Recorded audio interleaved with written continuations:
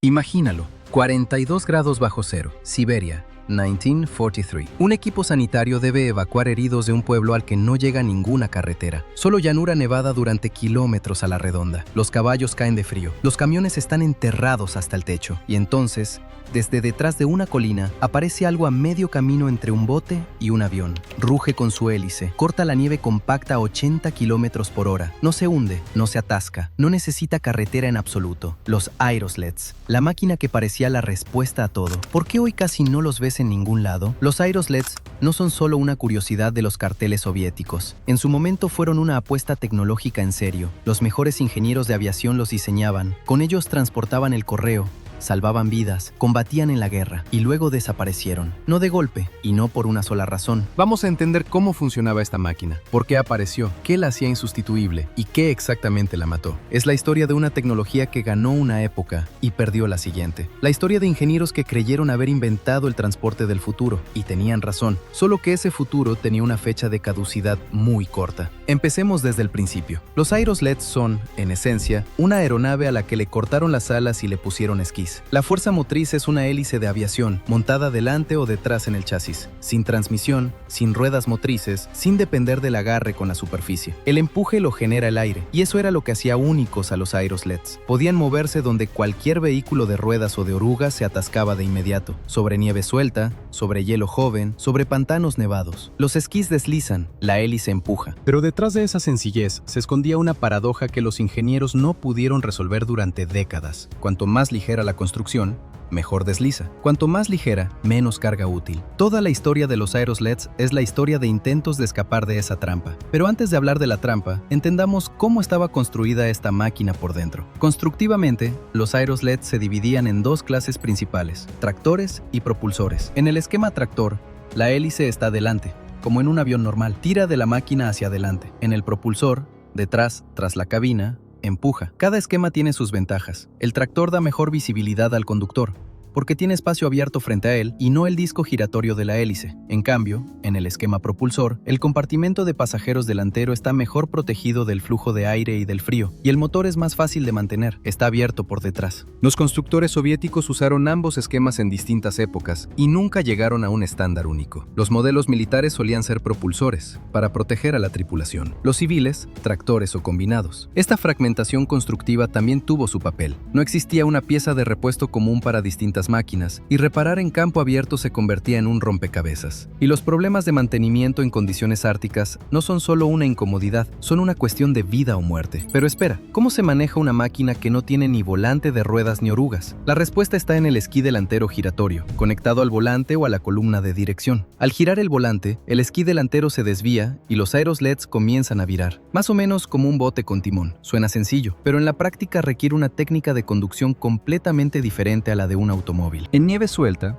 el esquí cede suavemente, con un radio amplio. En nieve compactada dura, la máquina serpentea. El esquí delantero puede no agarrar la superficie en absoluto y deslizarse de lado. En el hielo, el giro se convertía en una prueba real. Los Aerosleds entraban en deslizamiento y era casi imposible detenerlos. La hélice no frena en absoluto. La máquina solo desacelera por la fricción de los esquís con la nieve. Los conductores lo aprendían no en los manuales, sino en la práctica, a menudo a costa de abolladuras y esquís rotos. Un buen conductor de Aerosleds sentía la máquina con el cuerpo. ¿Cuándo empieza el derrape? ¿Cuándo hay que soltar el gas? ¿Cuándo, al contrario, añadir tracción para estabilizar? Eso no se puede escribir en un manual. Y surge la pregunta: ¿quién decidió construir una máquina tan difícil de manejar y para qué? Los primeros Aerosleds serios en Rusia aparecieron antes de la revolución, pero el verdadero auge comenzó en los años 20. El Estado soviético heredó un país enorme sin carreteras, literalmente. Si miras el mapa ferroviario de la década de 1920, entre las grandes ciudades hay manchas blancas de miles de kilómetros. En invierno, los ríos se convertían en carreteras, pero solo para caballos y trineos. Los aviones escaseaban. La aviación apenas nacía. Los Aerosleds empezaron a parecer la solución. Usan tecnología de aviación, pero no necesitan aeródromo, consumen menos combustible que un avión completo y pueden llegar donde no hay ni raíles ni asfalto. En 1921, en el Instituto Central de Aerohemodinámica, se creó una sección especial de Aerosleds. Para su trabajo fue convocado Andrei Tupolev, quien luego construiría bombarderos estratégicos. Al comienzo de su carrera se dedicó a los aerosleds, y eso dice mucho sobre cuán en serio se los tomaban. Pero, ¿cómo era esa primera máquina y de qué era capaz? Los primeros aerosleds soviéticos de la serie ANT,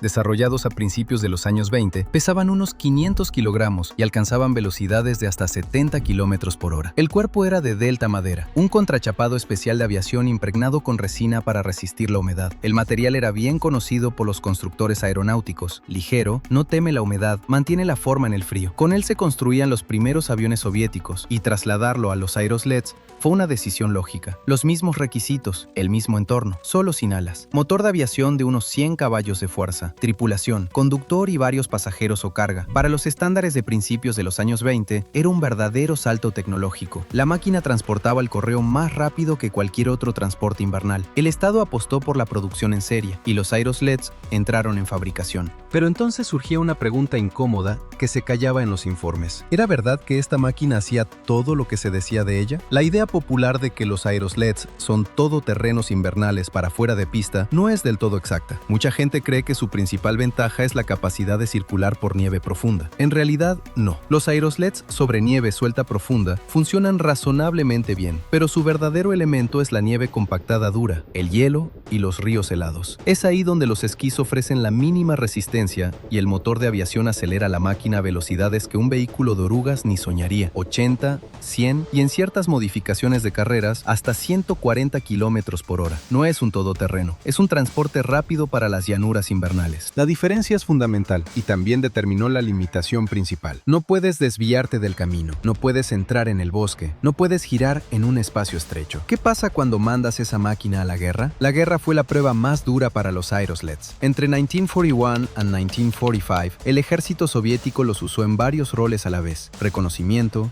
comunicaciones, evacuación de heridos, incursiones en la retaguardia enemiga sobre el hielo de lagos y ríos. Los aerosleds se usaron especialmente en la batalla de Leningrado, en el lago Ládoga, donde en invierno transitaba el camino de la vida sobre el hielo. Los aerosleds NKL-26 y los modelos blindados de combate RF-8 patrullaban la ruta de hielo, interceptaban espías alemanes, evacuaban heridos de lugares a los que los camiones no podían llegar por el hielo fino. Los esquís distribuían la presión de manera diferente a las ruedas. El área de apoyo era mayor y la carga por unidad de superficie menor. Eso permitía salir a zonas de hielo donde un camión lo hubiera roto. Miles de personas deben la vida precisamente a esa peculiaridad de construcción. Los anchos esquís de madera con canto metálico que deslizaban sobre el hielo sin hundirse en él. Pero esta máquina de guerra tenía una propiedad que convertía cada incursión en un anuncio de su propia llegada. Los aerosleds en guerra se escuchaban a varios kilómetros de distancia. Un motor de aviación con hélice abierta crea un sonido que no puedes esconder con nada. No es solo ruido, es un rugido característico con un zumbido de baja frecuencia del disco giratorio, perfectamente audible incluso en una tormenta de nieve y con viento lateral. Ninguna sorpresa posible. Una incursión de reconocimiento en aerosleds siempre es una apuesta por la velocidad, no por el sigilo. El enemigo los escuchaba mucho antes de verlos. Eso limitaba el uso táctico y hacía a los aerosleds vulnerables a emboscadas. El enemigo tenía tiempo de ocupar posiciones antes de que la máquina llegara. Los ingenieros probaron silenciadores, pero cualquier reducción de las revoluciones del motor recortaba inmediatamente la velocidad por la que los aerosleds existían precisamente. Un dilema sin solución. Elimina el ruido, pierdes la ventaja. Deja el ruido y cada vez anuncias tu llegada varios minutos antes de que te vean. Aunque los aerosleds tenían otro escenario, mucho más pacífico, pero no menos duro. Los aerosleds ocupan una página especial en la historia de las expediciones polares. En los años 30, los científicos soviéticos los usaban para trabajar en el Ártico, donde un avión no podía aterrizar en el hielo irregular y un trineo de perros iba demasiado lento para abastecer las estaciones. Los aerosleds entregaban equipos en los hielos a la deriva, aseguraban comunicaciones entre estaciones polares, funcionaban como puente de transporte entre hibernaciones. Jugaron un papel especial en 1937, cuando la famosa expedición de Papanin, Polo Norte 1, establecía una estación a la deriva en el hielo del Océano Ártico. Los aerosleds se usaban para reconocer las condiciones del hielo, verificaban si el hielo aguantaría el aterrizaje de los aviones de abastecimiento. La máquina rápida, fiable y sin necesidad de pista de despegue parecía ideal para las latitudes extremas, lo que resultó ser verdad e ilusión al mismo tiempo. Pero, ¿qué ¿Qué pasó con los Aerosleds después de la guerra? ¿Acaso la victoria les dio una nueva vida? Después de la guerra, parecía que los Aerosleds vivirían un segundo nacimiento. La industria había ganado experiencia, los motores de aviación se volvieron más fiables, aparecieron nuevos materiales ligeros, fibra de vidrio, aleaciones de aluminio. En los años 50, en la URSS, se fabricaban Aerosleds para geólogos,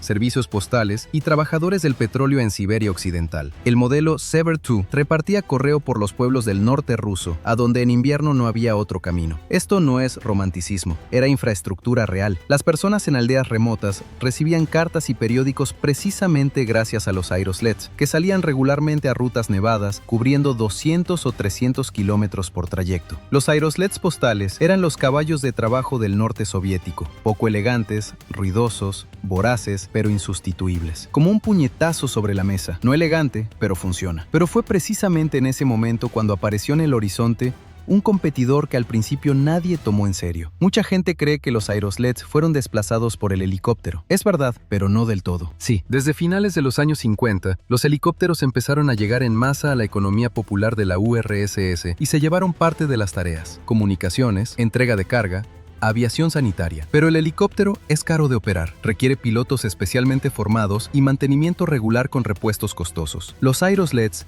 eran varias veces más baratos, más sencillos de manejar y podían ser mantenidos por un mecánico ordinario con experiencia en motores de aviación. El golpe real a los Aerosleds no lo dio la aparición del helicóptero, sino la aparición de la moto de nieve, una clase de máquina completamente diferente y con una economía completamente diferente. ¿Qué tenía la moto de nieve que resultó ser tan superior? La moto de nieve es una máquina fundamentalmente diferente. Usa una oruga y esquís, pero sin hélice de aire. El motor transfiere el par a la oruga mecánicamente, como un tractor, pero pequeño y ligero. Y esto resultó crítico. La moto de nieve funciona con casi cualquier visibilidad. Es silenciosa, maniobrable, puede entrar en el bosque, esquivar obstáculos, detenerse rápido. La distancia de frenado de una moto de nieve a 60 km por hora es fundamentalmente más corta que la de los Aerosleds, porque la oruga agarra la nieve y la retiene. Los Aerosleds, en cambio, no tienen frenado de la hélice en absoluto. La máquina solo desacelera por la fricción de los esquís con la nieve, y en el hielo, eso se convierte en un deslizamiento incontrolable de decenas de metros. Girar en un lugar estrecho es toda una operación. Entrar al bosque,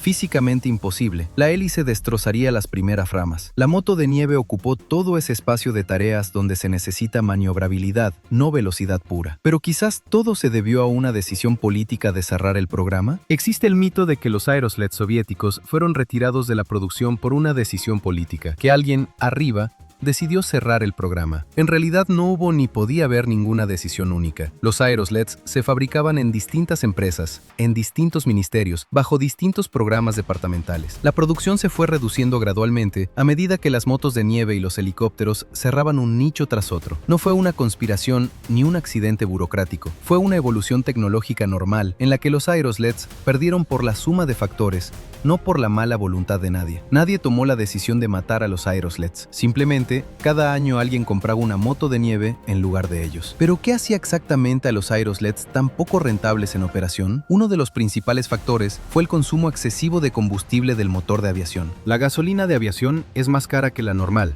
y requiere una logística separada de almacenamiento y entrega. Hay que almacenarla en recipientes herméticos, lejos del fuego, con ventilación. Todos esos son gastos adicionales y requisitos de infraestructura. En las regiones remotas, donde los Aerosleds eran más necesarios, organizar un suministro ininterrumpido de combustible de aviación era más complicado y caro que para una moto de nieve con gasolina normal. La economía presionaba cada vez más a los operadores con cada década. Para los años 80, mantener una flota de Aerosleds era cada vez más difícil de justificar en los presupuestos de las empresas, especialmente frente a las motos de nieve soviéticas Buran, que aparecieron en 1971 y se convirtieron gradualmente en el transporte masivo para las regiones del norte. Pero el combustible no era el problema más agudo, había otro más grave y afectaba a la seguridad. La hélice abierta es un peligro mortal constante para todos los que están cerca de la máquina. Una hélice metálica o de madera giratoria de 1,5 metros a 2 metros de diámetro a aproximadamente 1 metro del suelo no perdona errores. El embarque y desembarque de pasajeros requería un protocolo estricto: motor apagado, hélice completamente detenida, solo entonces movimiento alrededor de la máquina. En la práctica, especialmente en condiciones extremas, ese protocolo se violaba. Las instrucciones de operación de los Aerosleds soviéticos prescribían directamente: con el motor en marcha, acercarse a la máquina estrictamente por delante,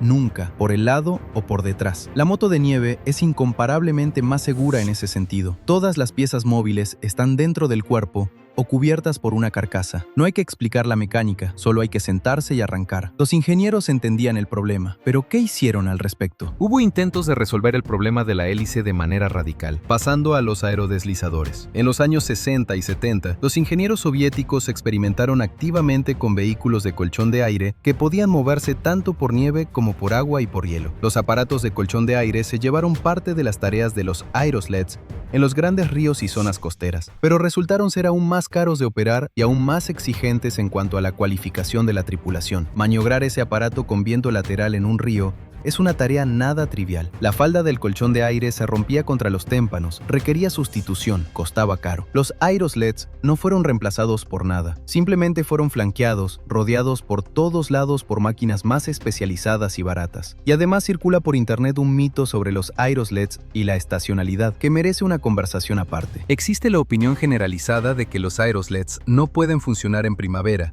cuando la nieve se ablanda. En parte es verdad, la nieve húmeda y pesada aumenta drásticamente la resistencia de los esquís, la velocidad y la autonomía caen. Pero sobre el hielo de los ríos, los aerosleds funcionaban incluso en abril, mientras el hielo aguantaba la carga. El verdadero problema no es la primavera, sino el deshielo en general. La máquina diseñada para nieve y hielo es completamente inútil en verano. La moto de nieve también, pero para entonces había tantas motos de nieve y su precio había caído tanto que tener transporte de verano e invernal por separado se había convertido en práctica habitual para las granjas del norte. Los aerosleds no encajaban en esa lógica, demasiado caros para pasar medio año parados en un hangar. Pero la sentencia definitiva llegó no desde dentro del país, sino desde fuera. El último clavo en el ataúd lo pusieron los fabricantes extranjeros. En los años 70 y 80, las motos de nieve finlandesas y canadienses, principalmente Bombardier con la línea Ski-Doo, empezaron a penetrar en el mercado soviético a través de empresas conjuntas y esquemas de trueque. Más tarde, en los años 90,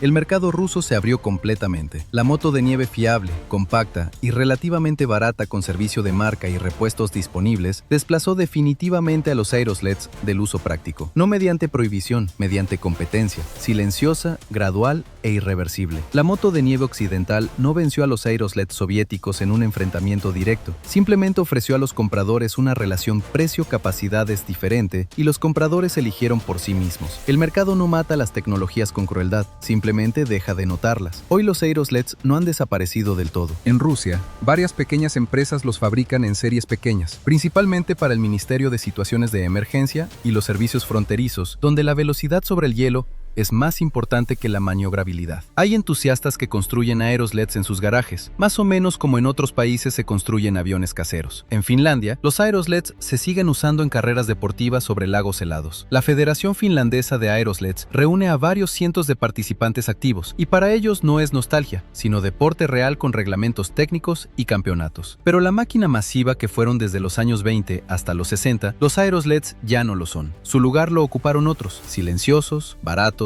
seguros y sinceramente mucho menos interesantes. ¿Qué mató a los aerosleds? No una sola causa, sino todo un nudo de ellas. El ruido que les privaba de sigilo táctico, la hélice abierta que creaba un peligro constante para la tripulación y los pasajeros, la cara gasolina de aviación con su infraestructura de almacenamiento separada, la incapacidad de maniobrar en espacios reducidos, la larga distancia de frenado sobre el hielo y la aparición de la moto de nieve, un competidor más barato, silencioso, maniobrable y seguro que cubrió la mayoría de las tareas por menos dinero y sin conocimientos especiales. Cada vez que una moto de nieve cruza un lago helado o un helicóptero sobrevuela la taiga, están realizando la tarea que en su día resolvían los aerosleds. La máquina nacida de la aviación y puesta sobre esquís vivió exactamente lo que tardó en aparecer un sustituto más barato. Durante varias décadas conectó miles de aldeas, evacuó miles de heridos y abrió rutas donde no había absolutamente nada. No es poco para una máquina de la que hoy solo recuerdan los entusiastas. Tupolev la diseñó para los carteros y fue un trabajo honesto, solo que el mundo inventó otra respuesta a la misma pregunta.